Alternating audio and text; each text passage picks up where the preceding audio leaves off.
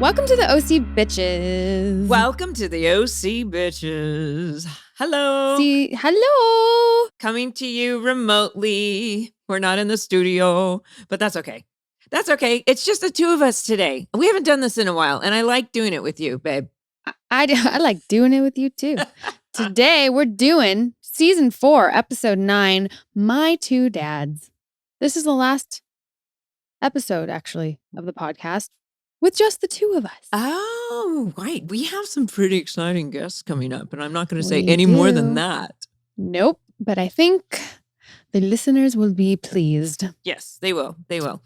I get so excited. I'm just enjoying Season 4. Are you enjoying Season 4? Totally a surprise, yeah. right? Yeah. Absolutely. Hi, Adam. I see Adam in the background. Yeah. He's on. The family going out for a walk. Right. I'm really enjoying Season 4. It's so much fun. Like I said last episode, I didn't even know that, Seth proposed and that Kevin Sorbo was Frank Atwood. I mean, so many revelations, which was mind-blowing. An eyeball ring, too. It was we didn't talk about it last time, but she's like, oh, is that thing going to squirt water at me or something? I'm like, what is it? Yeah. Yeah. And it glows in the dark, which we learn. Right. Okay. Well, let's get into it because we also have some really cool live call-ins from some fans. Yes. And I always love to do that. So, synopsis. Seth and Summer each look for a way to call off the wedding. Who will crack first? Showing their age, I think. Ryan's biological father, Frank, plays the big C card and hopes his son will see him. Like, what the fuck is going on with that? Anyway. Wait, plays the big C card? The like C my card? instant C, I think it's like the bad C word. The bad C word, yeah. Yeah. The big C word. The But big it's the cancer other. word. Anyway. Yeah, it's the other word. This one was written by a couple of people we might know. Josh Schwartz, Stephanie Savage, and directed by Michael Schultz.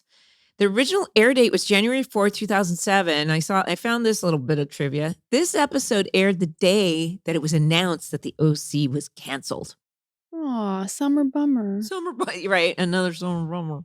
Aw.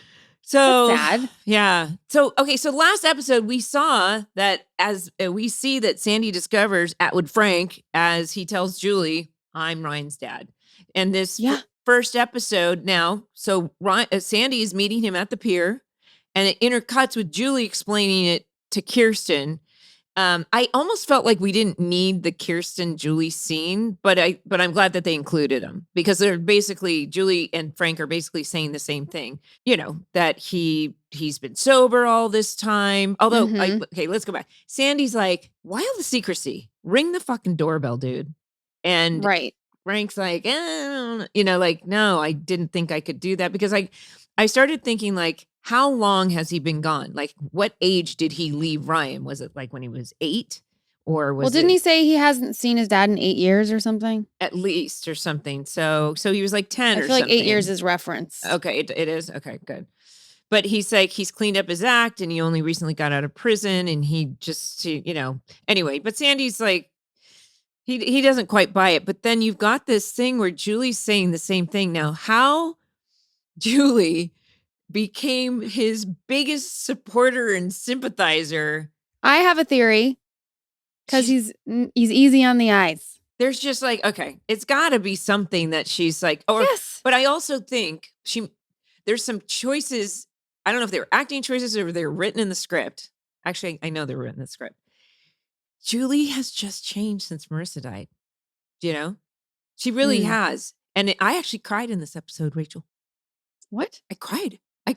And watching it? Yes. I got really sad. I was like, wait, what part did you get sad at?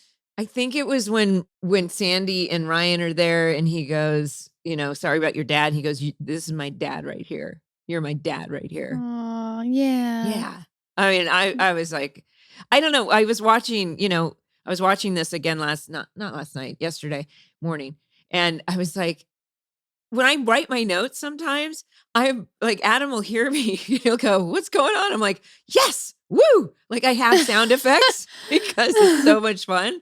There are just so many surprising, unique things on this show that I respond to just because it's great entertainment, not because, I don't do that with every show that I watch, by the way. And it's not because I'm on the screen. Yeah.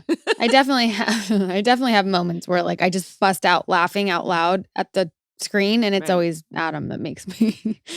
I'm not gonna lie. Right. Yeah. So basically, Frank drops the doozy this episode. Right. Which is that he's dying.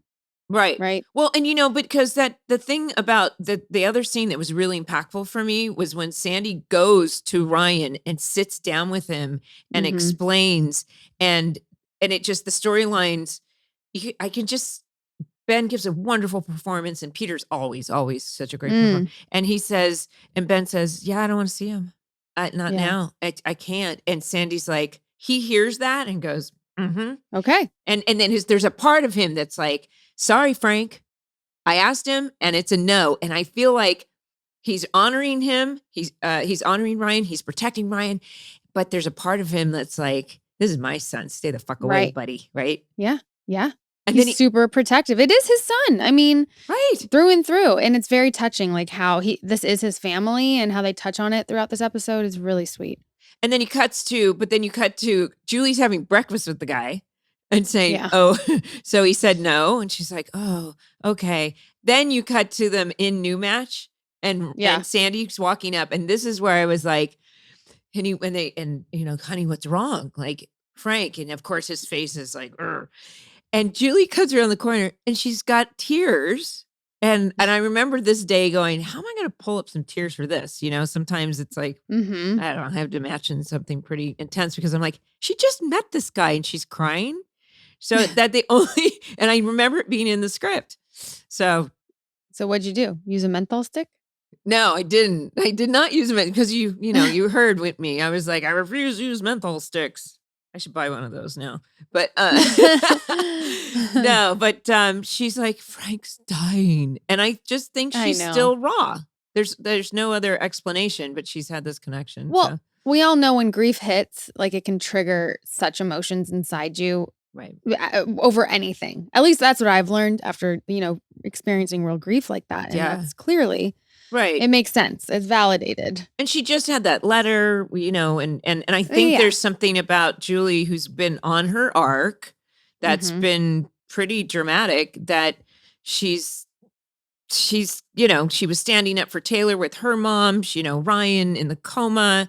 She's you're raw. You're really, really raw. Completely. And she's not broken. She's not like that girl in the Christmas.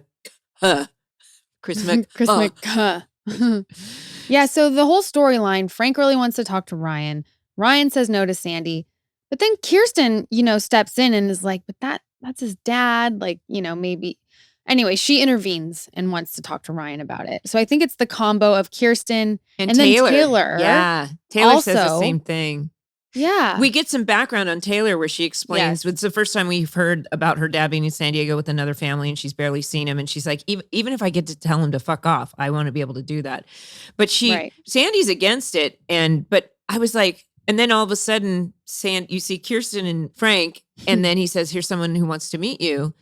And Ben looks up, or Ryan looks up, and it's like, it's a really sweet moment. But all I could Can I tell you, though, about that moment? Yeah. It's almost exactly the same side look and shot, like from the pilot when he side looks to Marissa and is like, whoever you want me to be. Like, it was such a throwback in my mind. It was exactly like seeing Ryan and doing that sideways glance, but this is a much different reason.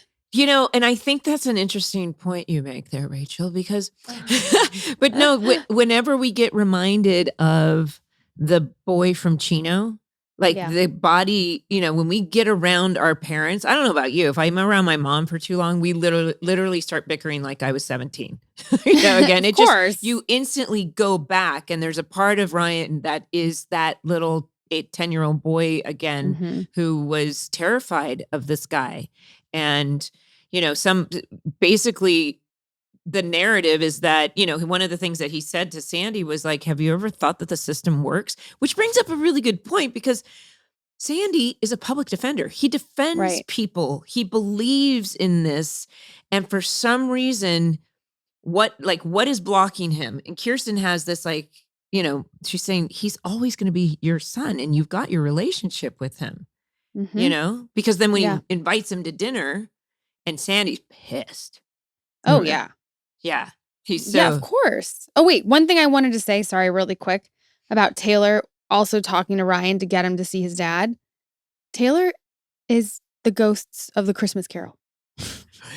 I've decided. Right. She's like the ghost of Christmas past, the ghost of Christmas present, and the ghost of Christmas future. Right. That is Taylor's role. She's got I had to say, because, like the whole thing. And she's like, that is what I have deemed Taylor. She is all three ghosts of Christmas Carol. Well, then before Sandy Camp comes home and there's a scene of them prepping for dinner with the salmon, and she's like, is it going to be right? Can we get and also the spinach thing, the recall on the spinach? Do you remember I remember the recall. It was the biggest thing, until we got to a pandemic, which was clearly, but people were acting like it was, the end of the world. I mean, it was a painful or dangerous thing. But anyway, that really dates the show because that was a real thing. But she says, I'm nervous because this is a real thing. I'm meeting his dad. I know she knows she seems to know everyone's history and backstory and everything. And I just want to make sure I do the right thing because we know that she's unique and quirky and a little weird and odd, but she's conscious enough to want to just be there and be a really good girlfriend. And she is throughout this whole episode. She's a really good girlfriend. Yeah, to him. I agree. Yeah, because she's about to meet his dad at dinner. Right. That's all going down. Sandy, when he's so pissed when he finds out that he's coming to dinner and Kirsten's like, well, Ryan invited him. I related to Sandy so much. He was just, he's like, dude, he thought she went behind his back, whatever. But I was fully with him because we all know something's up. We all know something's up. Well, and so he, because before the scene before when he was shaving and she was like, come on, Sandy, it's a dad, have you ever thought that this might be real? And he goes, the cancer. And he's like, unless he's faking. She's like, you think he would do that? And then Kelly says, or Kirsten says something, but this is Kelly. Because, Kelly is a health nut. And she says, he smoked 2 packs a day for 20 something years or whatever. It'd be crazy if he didn't have lung cancer. And I'm like, Kelly, was that an improv? Because that is something that Kelly would say because she would definitely preach that. But then he says, I put a call into his doctor. And she's like, right. That's unethical. So then I was thinking hold on. Okay. So in a real world, if you called a doctor, say, look, I know you can't give me any, you can't break HIPAA, you can't give me any, but this guy has told me he has cancer. You don't have to tell me that he has it, but can you tell me that he doesn't? Right. Is he lying? And I thought that could be a loophole. Somebody could. There must be, because that is questionable. There's no way a doctor could give personal information. So the dinner's going well, right? And they're showing the baby picture of Ben was so cute. And Taylor's like, and you can see that strong jaw already just, it's getting there and it's sweet. Very cute. Something that Kelly says or Kirsten says, I get it. Or he says, I'm starting to like this guy. And Kirsten said, because what? You pictured him as a monster. And that's how I think the whole audience pictured him, as a monster. Right. And apparently it happened when he was drinking. And, that can be a Jekyll and Hyde type situation. But like I said, he comes off educated and elegant and suave and not a monster, really, but Sandy's got his little spidey sense up. Mm-hmm. And when they go to get dessert and he gets this phone call from the doctor, all I could think was, Sandy's like, motherfucker, go get this guy. Go, can I talk to you? Let's go. Let's go. Can I talk to you? Yep. And we all know something's up. Right. I didn't realize that Kevin Sorbo was so tall. Yes. He's Hercules. Yeah. Is he tall? Yeah. Oh, I guess Hercules has to be tall. I would think he's about, at least 6'3". Maybe we could check that. Okay. But no, I do have his number in my phone, or a number. Are you going to text him? Let's text him. He is 6'3", by the way. I picked? Oh my God. That was good job. Good job. Well done. Sometimes people wait until something bad happens to talk to a therapist. Why wait? You can get a therapist through Talkspace. Therapy can help you shift your perspective, find tools to cope in difficult times, and be a guiding light. Getting started is the most important part. Talkspace makes it easy and affordable. At Talkspace.com, you can sign up online and get a personalized match with a provider that's right for you, typically within 48 hours.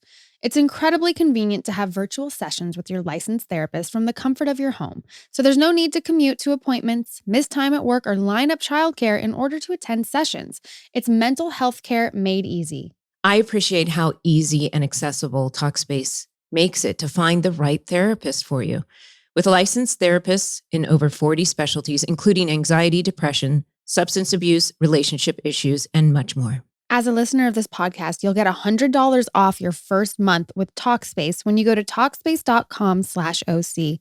To match with a licensed therapist today, go to Talkspace.com/OC to get $100 off your first month and show your support for the show. That's Talkspace.com/OC. Power up for springtime with Factor, America's #1 ready-to-eat meal kit. Get nutritious, chef-prepared meals delivered straight to your door, leaving you time and energy to tackle everything on your to-do list. Factor has delicious, flavor-packed meals to help you live to the fullest. They have different meal options to fit your lifestyle. They are never frozen and ready in less than 2 minutes. For me, everything is about convenience and speed. Because I have a kid, she goes to school, there is not a lot of time after school to prep and cook and clean. Factor has made my life so much easier, not to mention everything is delicious. With 34 chef-prepared, dietitian-approved weekly options, there's always something new to try. Enjoy meals for any time of day with breakfast options like egg bites, smoothies, and more. Plus, replenish your snack supply with an assortment of 45+ add-ons. All the meals I've tried are so delicious, comforting, and familiar. There's no out there unfamiliar flavors, but every meal has so much flavor, like pesto salmon, tomato basil, chicken risotto, or vegan mushroom marsala. Also, I'm kind of a messy cook, and with Factor, I don't have to blow up my kitchen and spend time cleaning it. Head to factormeals.com/OC50 and use code OC50 to get 50% off your first box. That's code OC50 at factormeals.com/OC50 to get 50% off your first box. So what does Sandy do? First of all, my favorite part of this whole episode. And what? And he's like, okay, so by the way, a cab's on the way. And why did you do this? Why did you lie? And he's like, what are you talking about? And he's like, you're healthy as a horse. And he instantly goes, you checked up on my story? And he's like, yeah, I did. And he's like, come on. And then they get into it. And he's like, yeah. Sandy lays one on him. He goes, leave my house. And he goes, I'm not leaving. He goes, it's my house. And then he says, it's my son. And of course they get into this fight that was so realistic. I know. It landed so well, didn't it? Mm-hmm. Yeah. All I could think is, Kirsten and Ryan are like, what's going on?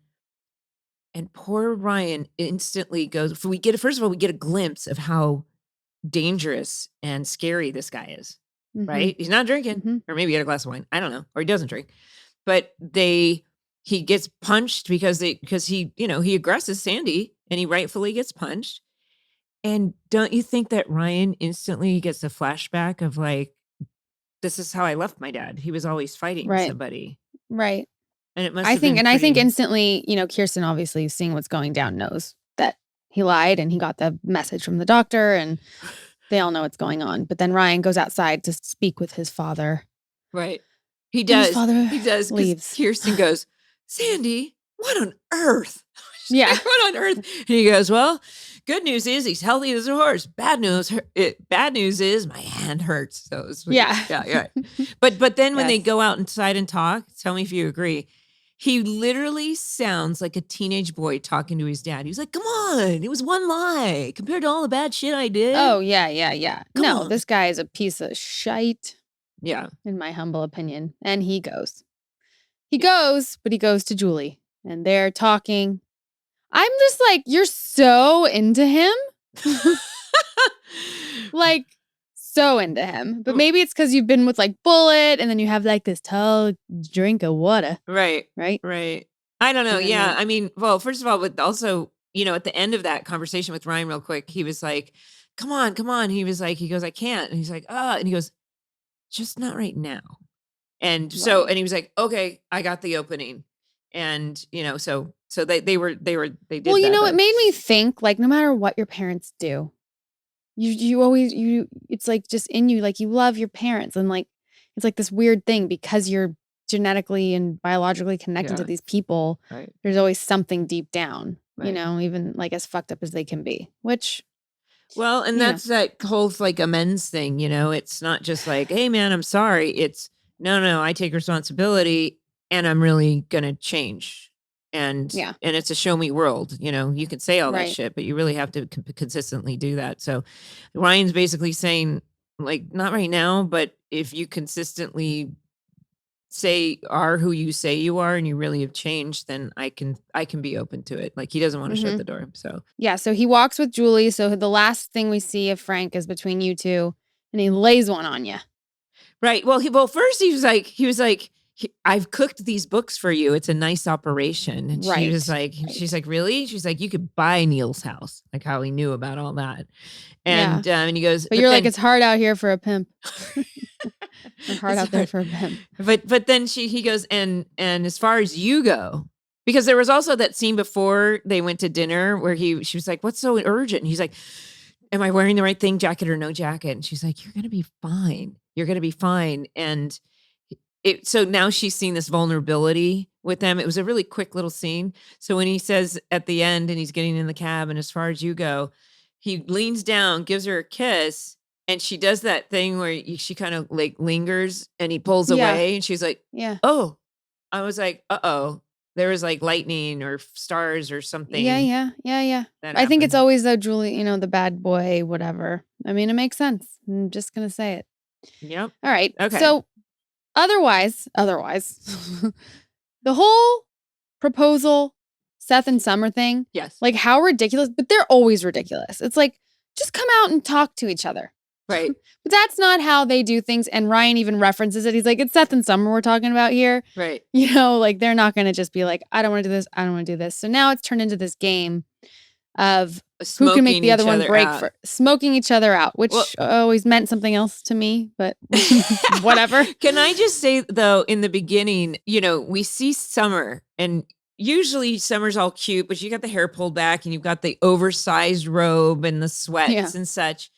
You might not know what I'm talking about, but there's more of this to come. What? This look that you've got going on. So why? I don't know. Like depressed or something? No, well, you'll see. But it's an interesting thing. I was like, I wonder if they purposely did this, like the way but you'll see, you'll know what I'm talking about. And I won't give it away right now. But but yeah, she's like Taylor and Summer they're trying to figure this out. And she's like, okay, she's, you know, Seth was so sincere and you don't want to take it back. So you're going to plan this wedding. And then, you know, obviously Ryan and Taylor know that each of you don't want to continue this, but instead they asked to be, you know, maid of honor and best man instead. Right. But it was Seth who was like, smoke her out because he knows how to talk to them. But it's this whole thing is like, they're so competitive. And when Seth shows up with a cookbook and because you're, and all of a sudden you need to learn how to cook. And she's like, your mom doesn't cook. It's totally transparent. Your mom doesn't cook. And you have to convert to Judaism. Yep. It's the Torah. Kirsten didn't, you know? So it's very transparent because when Summer's like, he wants me to do all this, and Taylor's like, and you wish you thought about it first. She's like, damn it, yes. So it's and on. You're like, yep. It's like competitive. Like when you guys were trying to get into Brown, you guys were competitive. Yeah, super competitive. And one thing I want to make note, Summer says frack that. I feel like, you know, The Good Place became famous for KB always being like, fuck. Well, I forget what her other word for fuck was. Was it? I don't know. She says something in The Good Place. Frack that. And by the way, the subtitles. But Summer says frack that. Right. Yeah. Subtitles said crap. And I was like, no. She said frack. No. She said frack. She clearly said frack. I should actually remind Josh of that and see if he even notices it. But yes, they're so ridiculous. They go to the extent of like keeping it going the whole episode. And Seth finally is like, I have to go get permission from your dad. It's so insane, this whole thing back and forth. But they're very funny and entertaining. Well, I will give them that. I think the point of this is, first of all, to show just how immature they are. Clearly, if they're acting like this, you're not ready to be married and I think they both know it. But But but it is very clever on both ends, because one of the best scenes, and it's so cute, you're cooking a brisket and Julie's helping you learn Hebrew. Yes. That was like my favorite scene is us trying to do you're helping with the Hebrew letters, chutzpah, and we're like doing a lot of chus. Well, she's like, wait a second, why are you doing this again? And she's like, oh, wait, are you pregnant? Because Julie was pregnant. That's how she got married. And she's like, if you're not pregnant, why? She's like, well, because, and she's like, you need to take it to another level, which was the next level. What was the next level that you did besides, it wasn't the carrots. It was, she's like, then let's go to Vegas and elope and do it now. Oh, yeah. And she was like, Julie, I should have come to you in the first place. She's like, it's called chutzpah. But then when Seth goes, well, wait, I don't want to go right now. He says, because I need to change my underpants. That made me laugh out loud. I hate that word. I don't know why. Because Kirsten said, like I say underwear, but yeah, underpants does sound wrong. When Kirsten said, I got you some new underpants to Ryan when he first moves in, it was like, that was weird. It was a line from that, but that made me laugh. So, that is weird. But then he threatens to call your dad, and that makes it real. And it's like, oh, man. Man, here we go. It's still going. Well, also, on The Good Place, it's fork that. Fork that. Okay. Fork on that. The Good Place. Yes. Fork that. Because they can't say that. Okay. Well, I mean, one of the things that, okay. So can we just talk about Chris Brown? Our new, So Chris Brown comes on the screen and I'm like. You didn't remember this? Of course not. I'm trying to think. Now, okay, this is 2007, right? When was the Chris Brown drama? So, okay, let's preface. There was no drama here. So he had dropped one album. First of all, let me just say, I had no idea who this kid was. I remember him being in the hallway with like an entourage of his whole family. I think he was only like 18, and seeing this kid doing dance moves in the hallway. He was always with the big group of people. He was just dancing in the hallway? Uh-huh. And I thought, here's me. This is me. I admit, stupid. I go, oh, how cute. That kid wants to be like a little hip hopper. Oh. Not knowing that within a few months after this, he was opening for Beyonce.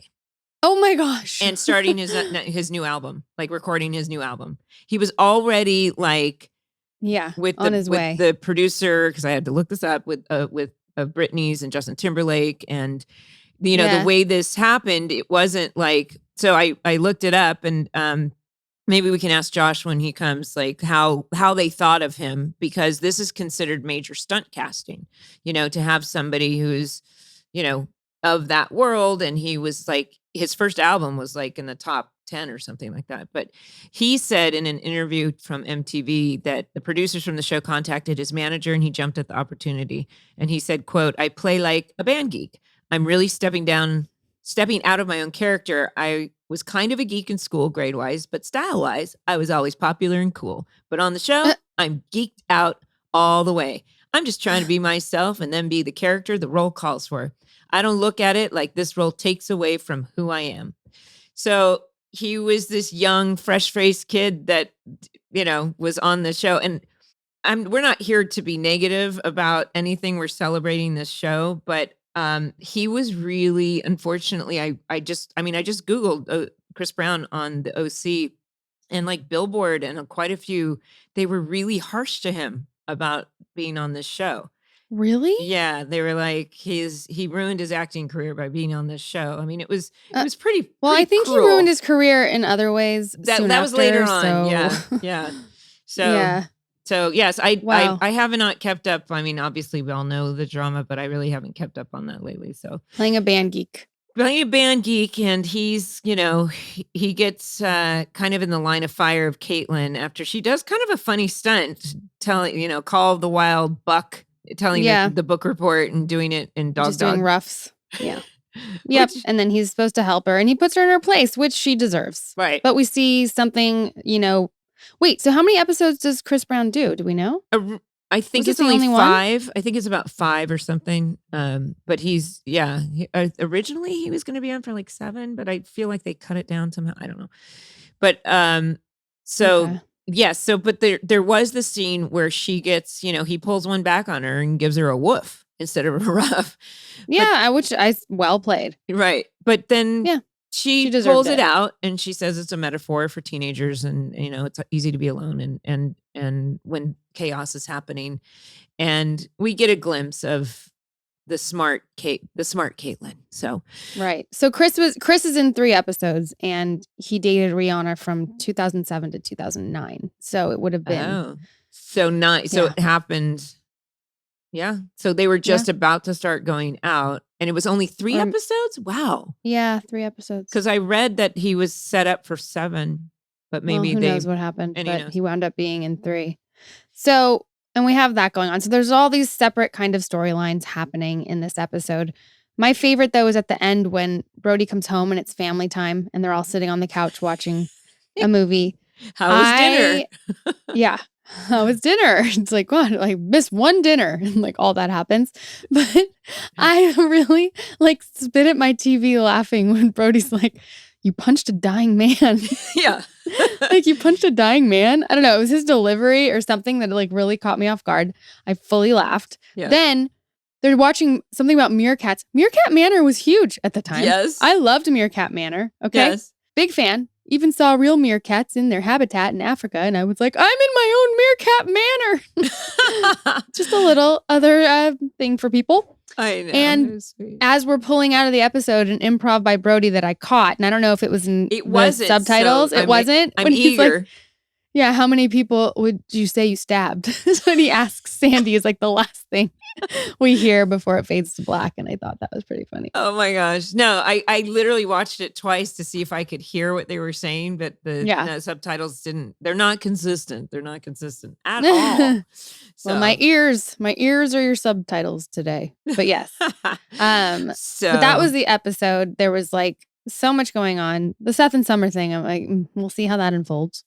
I liked it. I mean, I know it can be kind of frustrating, but I do like that it gives you guys fun stuff to do. I mean, it's totally fun. I remember it being fun. Yeah. Although I didn't remember that we got engaged. I don't remember the storyline at all. Right. I know that it was fun, and this season is great, and I'm really enjoying it. Right. And I love the support of Taylor and Ryan, and she knew exactly what to do. She was like, I'm not needy. She is the I'm going to go home. She is all the ghosts of Christmas from Christmas Carol. We've got some live fan calls, so let's do that. Yes. I'm excited to talk to our fans. Me too. Yeah. Hey. Hi, Dan. How are you? Hi, Dan. I'm doing great. This is super cool. Oh, very good. Nice to see you and meet you over the computer. Where are Nice you? to meet you too. I'm in Iowa. You're in Iowa. What's going on in your back? What is the background? Is that your name? Yeah, it's my last day, but I have this little backdrop set up in my basement. Oh, okay. Oh, it is. So I was like, oh, that's a really cool backdrop. Same as what's on my arm. Oh, okay. Yes, it is. I like your shirt. You're wearing a The OC shirt. And what's behind you in the diagram? Diorama? Diorama. Thank you. That is the OC Lego. I don't know if you remember seeing that on Instagram. Yes.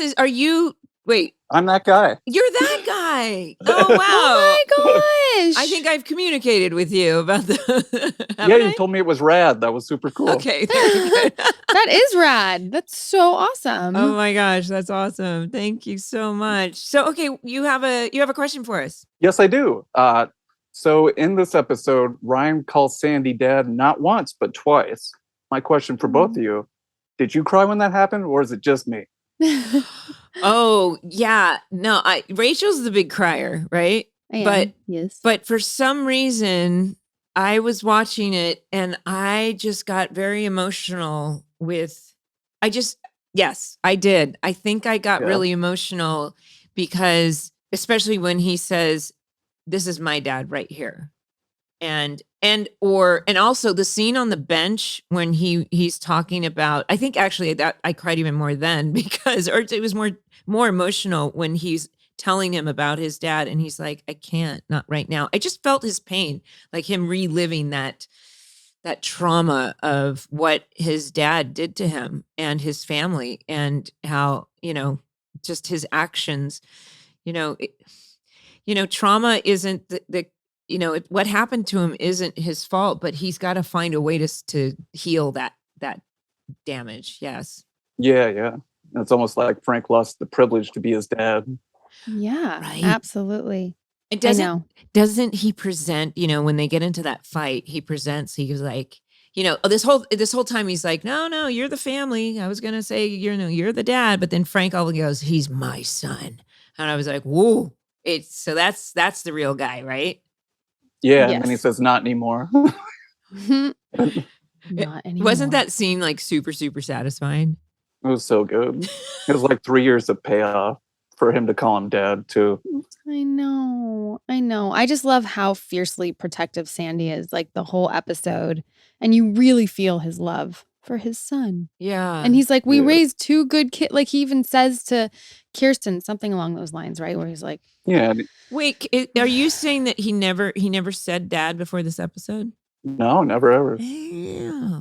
Sandy, I know. I trust you that you know that. Yeah. But yeah, they always take ownership of Ryan. They always say, that's our son, that's our boy, those are our boys. But it's the first time Ryan said that. So it was pretty awesome. So he does, he does awesome. that. They're sitting at the kitchen island. He goes, this is my dad right here. Right? You're like, oh, wow, that's so awesome. And then at the end, he says it again when he's recapping for Seth. He says, Dad has a mean right cross. It is. I didn't catch that. Dad has a mean right. He's been calling him Sandy. Oh, Dan, thank you so much. This is why we need to do more of this. So we have more. We catch thank you. This is amazing. I can't tell you how excited I've been to do this. So. Aw, that's so sweet. Yeah, thank you for really knowing the show that we both were on and know nothing. So well, it's a little different when you're in it. You're kind of consumed by it. I don't imagine you want to do this unless, it's a job. Oh, very good. Very good. Yeah, but it's so sweet. Thank you so much for calling in and displaying your awesome Lego set behind you. It's, and your whole backdrop. You got a lot going on and I am here for it. So well done. Thank you so much. Did you both talk about your awesome scene in this episode where you're both super funny? The chutzpah? Yes. It says yes. I think we get, this was the moment, I think each episode, I feel like Julie and Summer have quite a few great scenes in season 4. Now that she's home from Brown. So, and I always looked forward to them. They were a lot of fun. Yeah, that scene's very funny. Yeah. I love when Summer compliments Julie on being manipulative. Yeah. And then she says, thank you, Summer. And then she just moves on. Yeah. She's like, wait a second. I should have come to you all along. Yes. She finds that. And then Julie there definitely is, it's not being said. Summer never says, hey, Mom. No. Right. But there is something to be said for Summer doesn't have a mother figure. No. But they have that Marissa connection that's super deep. Yeah. So. Yeah. Yep. There's a lot of forgiveness and allowing people to be flawed. Everyone is flawed. So acceptance is a big word in this world. Exactly. Yes. I thought the same thing. There's no mother figure for Summer throughout the series. And so why not Julie? Here and now. Julie now, not season 1 Julie. Right. Well, season 1 Julie and season 1 Summer were kind of on par.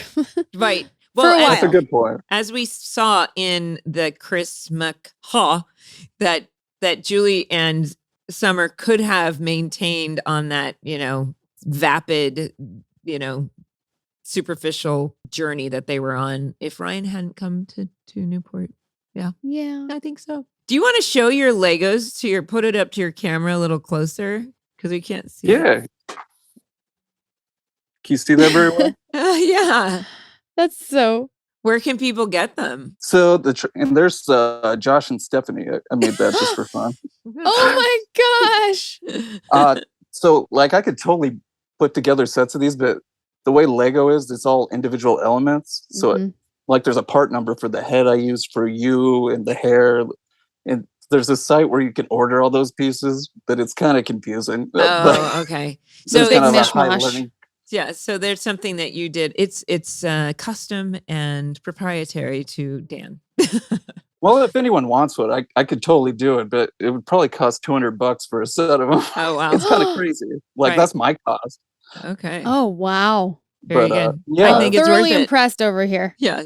And Josh had said he wanted a set, so he just needs to get a hold of me on Instagram, and I'll hook him up. So I will relay that message, and I know he would want that. He's on me to get. He's like, why doesn't Funko have OC characters? I want to design concepts for that. Oh, but I need to get to it. Oh. We'll get to it. That's my background. I'm a graphic designer. Oh, nice. Very good. Very cool. Well, it was so nice speaking with you today, and we really appreciated you calling in and asking us the question. That is a very thoughtful question, and I'm so glad you asked it. That didn't ring a bell to me. So thank you so much. Yeah. So great to meet thank you. Yeah, so nice to meet you. Thank you. And thanks to Katie as well, your producer there. She was super awesome. cool to deal with. So okay, great. We love her.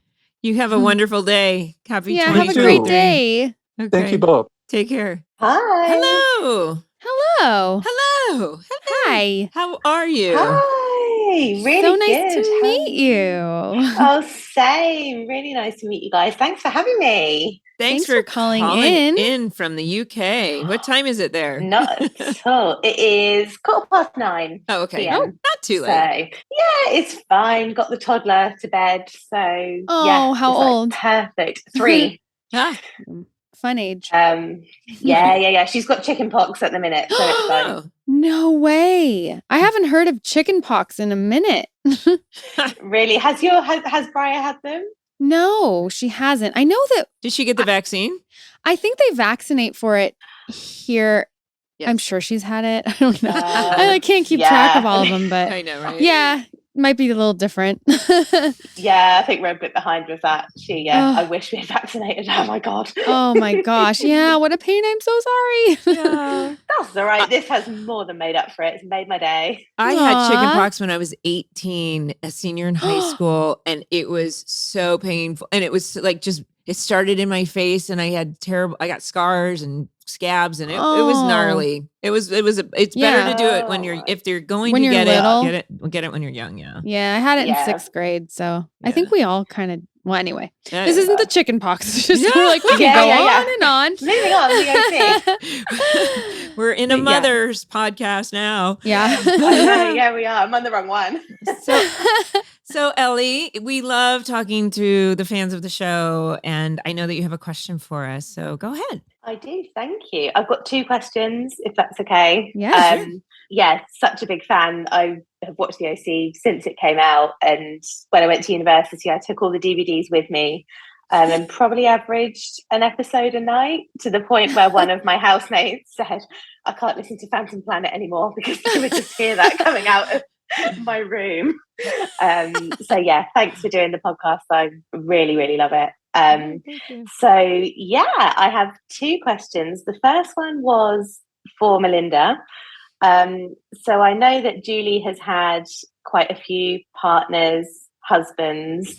I was wondering who you thought was actually best suited to her. So any of them from the seasons, who was best suited to Julie? Oh, it's so when you think about like who would be healthiest, who would be, like Julie, it's an interesting thing because I guess it doesn't really matter what happens at the end, because what happens at the end, right? Yeah. Is kind of where she needed to be, right? Because then that being said, because I'm trying not to do spoilers, but people know what happened at the end, but I don't. But Rachel doesn't. Like surprise. Like there's, just even for, there's coming up, there's obviously we've got Bullet and Frank. She's involved with Bullet and Frank, but I think she realized at some point, Bullet is there for Kaitlin, but she can't help having these feelings for Frank. Like she really has feelings for him. And he's almost, even though he has such a bad background, it's like, I think they're kindred spirits because Rachel and I were trying to figure out like, why do they connect so quickly other than the fact that the script said it? But I think she really had some, the pheromones have been activated. There's that physical thing. And then they come from kind of similar backgrounds.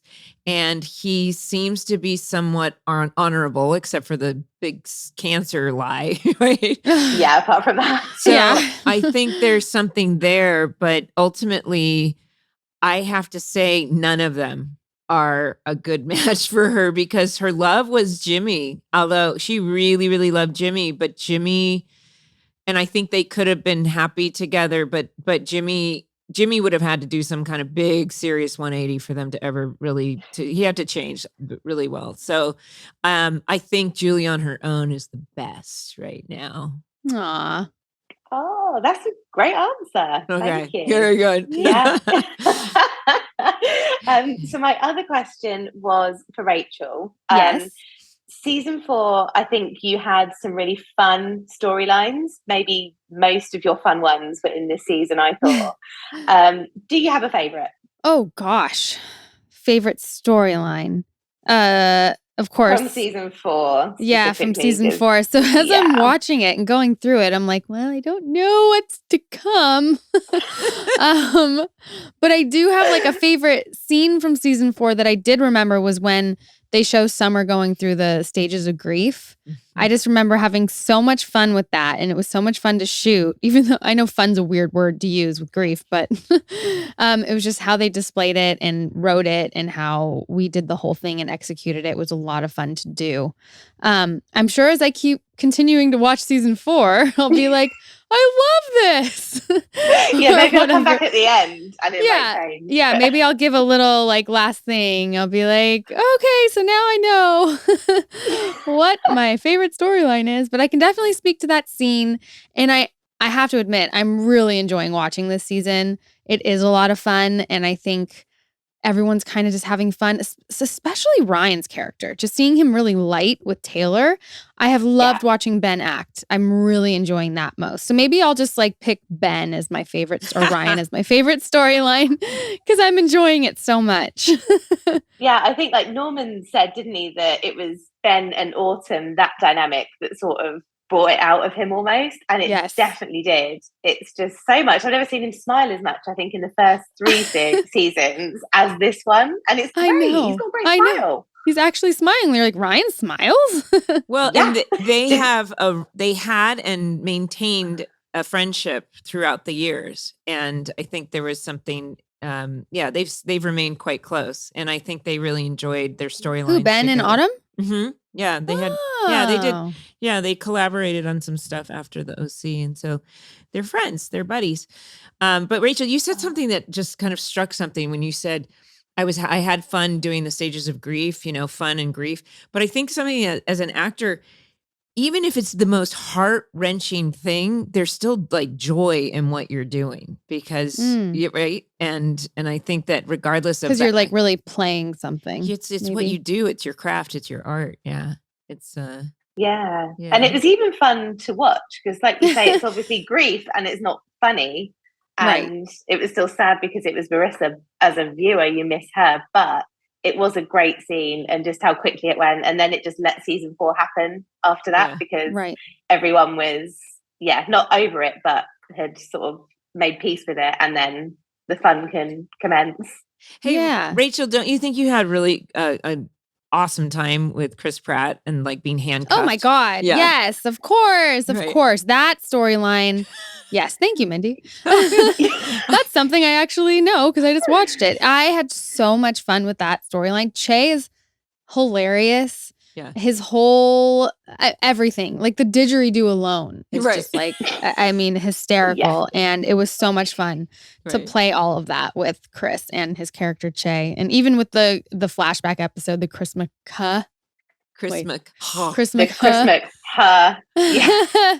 Yeah, and his character in that and my character in that was so fun. It was so fun to watch. Yes. Yeah. I mean, I wonder if he went anywhere with that talent. I don't know. Has anyone heard of or from? No, never heard of him since. Yeah. Yes. But that's a great question, and both questions were great. I think Julie. Wait, you wind up with Frank, don't you? Is that a spoiler? I feel like you've told me that. Mm-hmm. Okay, sorry everybody. Mute me for a second if you don't know what happens. But you told me you end up with Frank. Well, no. So she has a relationship with Frank, but then she's marrying Bullet. What? Yeah. At the end of the whole series, you're marrying Bullet? Yeah. because Frank does something, and I'm not. Okay. But then something But happens. you have his There's baby an or extra. something. Then it's like, yeah. There's a wedding. Sorry, spoilers everywhere. Sorry. Sorry. Oh, anyway. Well, Ellie, thank you so much for calling in. We really appreciate it. I hope your baby or your toddler feels better soon. That's such a drag. I'm so sorry. Thank you. Oh, thanks so much for having me. I love the podcast. Thanks so much. It's great. Aw, thanks. Thanks Thanks you for so listening. much. So nice to meet you. Yes. You too. Thanks. And you might be I don't know if we're doing this again, but this may be our last live fan call, and you are it. I'm honored. Well, we're honored. Thank you so much. Thank you. So nice to meet you guys. You Take too. care. Take care. Bye. Bye. Bye. Anywho, what was this episode called, by the way? What was what? The episode we just did. What's it called? My Two Dads. Oh, which was a it is? sitcom with Paul Reiser years ago. I was going to say it was a sitcom. Yes. And I remember it. I was thinking My Three Sons. I'm like, no, that's going further back. No, My Two Dads. My Two Dads. Yeah. Yep. Oh, well, that's our episode. That being said, those were really nice calls. I really love doing the live fan calls. Yeah. I think that's really fun because they have great questions and yes, and we should have. So don't you feel like? Well, I don't know. You had so many relationships. She's right. It's just a hard thing to like. I mean, I think Jimmy was her true love, but he. I don't know. But then it was like, but then she really has this connection with Frank. I think Neil was probably the healthiest for her, but I don't think there was a lot of great sparks, excitement there for some reason. Yeah. Agreed. But then maybe it's Luke. Maybe he should have ended up with Luke. It's just Luke, the long lost Luke. But remember back with the episode with Brandon Quinn, we were counting who she made out with. I forgot about Frank. Oh my God. So the numbers keeps going up. Notches on your belt there. Yeah. Well, anyway, and that guys, being said, yes. Thank you. Yeah. So much for listening. Do you have it in front of you? I'm scrolling down. Yes, I do. Okay. Thank you so much for listening. Follow, rate, and review. Welcome to the OC Bitches, wherever you listen to your podcasts. If you like to watch us, check it out on YouTube. And you can now listen to bonus features as well as Season 1 and Season 2 of the OC Bitches by going to castmedia.com/castplus. That's cast with a K, media.com/castplus. Bye. Bye, bitches.